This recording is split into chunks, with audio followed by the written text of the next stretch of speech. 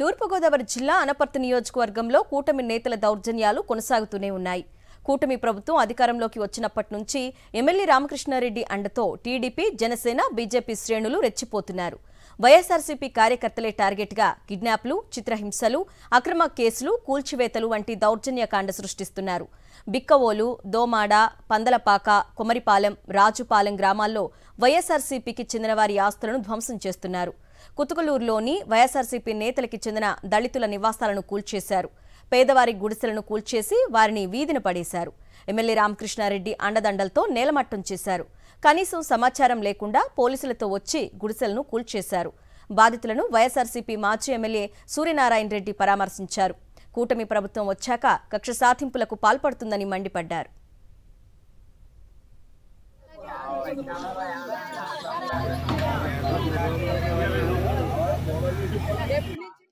ప్రభుత్వం అధికారంలోకి వచ్చిన తర్వాత అనపర్తి నియోజకవర్గంలో మరి ఎమ్మెల్యే రామకృష్ణారెడ్డి ఆధ్వర్యంలో ఏ రకంగా పేదవారిపైన దాడులు జరుగుతున్నాయో చూస్తూ ఉన్నాం. అంతేకాకుండా ఇల్లు కూల్చివేతలు మరి బిక్కోల్లో కూల్చేశారు. అదేవిధంగా రాజుపాలెం, పందలపాక, పెదపూడి, దోమాడ, మళ్ళీ రీసెంట్గా కుతులూరు గ్రామం దళితులకు సంబంధించిన 10 గుడిసెల్ని, పేదవారు ఉండే గుడిసెలవి, వాళ్ళ పశువులు అదేవిధంగా ముసలి వాళ్ళు కూడా అందులో ఉంటున్నారు, నివాసం ఉంటున్నారు. అటువంటి గుడిసెలకి ఎటువంటి నోటీసు ఇవ్వకుండా సుమారు 100 మంది పోలీస్ సిబ్బందితోటి 5 ఎస్ఐలు. ఏమిటి ఇదైనా ఎమర్జెన్సీలో ఉన్నావా? ఎమర్జెన్సీ పరిపాలన ఏంటి ఈ దౌర్జన్యం? 50 సంవత్సరాల నుంచి ఇక్కడ ఉంటున్నామండి. మేము ఇందులో నివసిస్తున్నామండి. అలాంటిది మేము జగన్ గారు వచ్చినప్పుడు కూడా మాకు ఇదేమీ పాడు చేయలేదండి. ఆయన చేసిన మేలులో మేము ఇందులో ఉన్నామని ఇలా కక్ష కట్టి ఇవన్నీ పడగొట్టిచ్చేసారండి. పోలీసు వాళ్ళని గట్ట తీసుకొచ్చి మేము ఎక్కడికి వెళ్ళాలో తెలుస్తలేదండి. ఇక్కడే ఉన్నామండి. ఇలా పడగొట్టేశారు పోలీసు వాళ్ళని తీసుకొచ్చి. మేము ఏమైపోవాలండి? ముసలోళ్ళు అందరూ కాపలా ఉంటున్నారండి ఇందులోని. అందరం రోడ్డు పడిపోయామండి.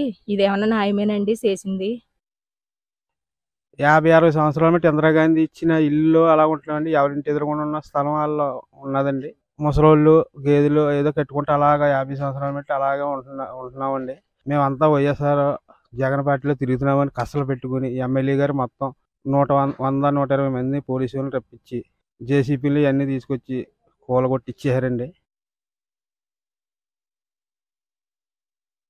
ముసలోళ్ళు పెద్దలు అందరూ రోడ్డును పడిపోయేలా చేశారండి ఈ కూటమి ప్రభుత్వం.